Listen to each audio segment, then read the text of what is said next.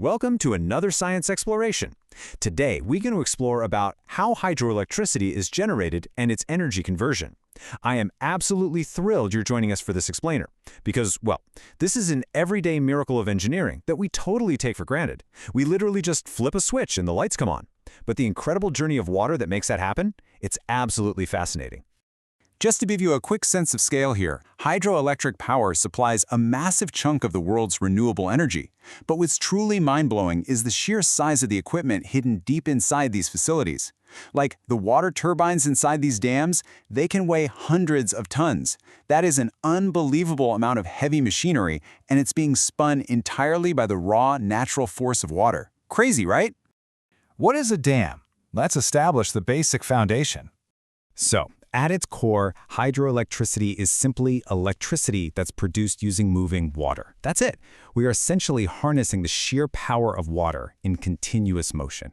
It's an incredibly elegant concept when you really think about it.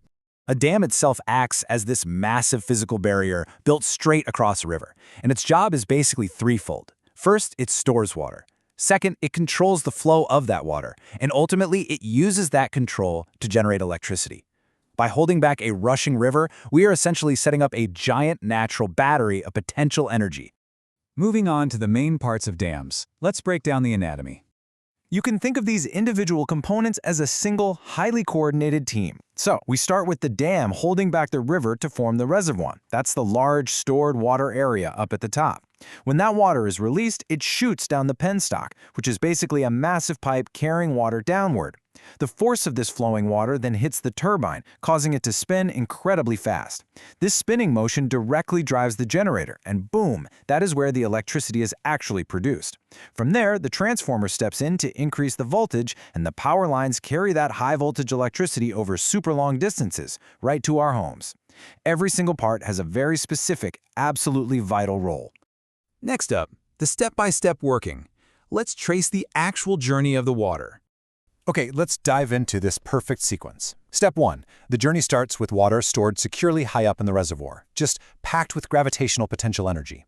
Step 2. When the gates open, it rushes downward through the penstock. Step 3. This fast-moving water violently strikes the turbine blades, spinning them just like a giant high-tech water wheel. Step 4. That spinning turbine then turns the connected generator to finally produce our electricity. Step 5, the transformer increases the voltage so the power can travel efficiently. And finally, Step 6, that electricity travels through power lines straight to our homes, our schools, factories, and hospitals. It's literally a chain reaction. Now, you might be wondering, why are dams built so incredibly high? I mean, why not just build smaller, wider walls across rivers? Think about the physical properties of water and gravity for a second. Did you guess it? The higher the water level is stored, the more energy it contains. Building a very high dam creates immense water pressure all the way down at the bottom.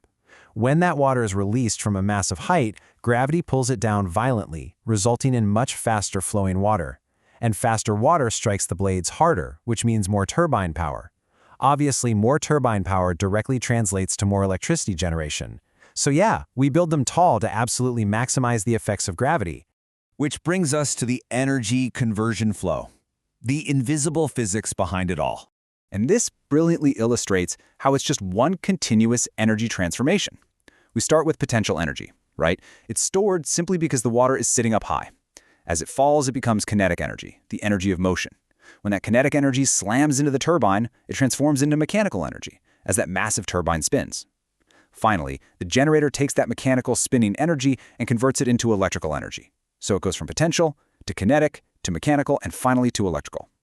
But the real magic? That happens right at that final transition. Like, how does a spinning wheel actually become electricity? Well, it's a fascinating process called electromagnetic induction. Inside the generator, you have these massive magnets rotating very, very closely to wire coils. When those magnets spin past the coils, their magnetic fields actually push and pull electrons, generating an electrical current. It's an absolute spectacular feat of physics, and it's happening entirely out of sight. Pros and cons. Let's look at the real-world impacts of dams. Now, the benefits of this technology are pretty undeniable. Hydroelectricity is renewable simply because the Earth's natural water cycle constantly replaces the river water. It's completely clean, generating no smoke or harmful gases, and it's incredibly reliable for continuous power with a very low running cost.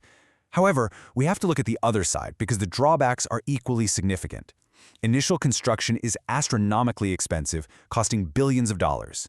Building these colossal structures intentionally flood vast areas of land, heavily impacts natural river ecosystems, and crucially, it relies entirely on rainfall. During periods of drought, electricity production drastically drops. To wrap things up, hydroelectric dams brilliantly harness the simple power of falling water to provide clean, renewable electricity to millions worldwide. But with these massive structures sometimes standing taller than skyscrapers, how do we balance our growing human energy needs with the permanent impacts on our natural river ecosystems? It's a really complex challenge for our future. If you find the video informative, please like the video. Thanks.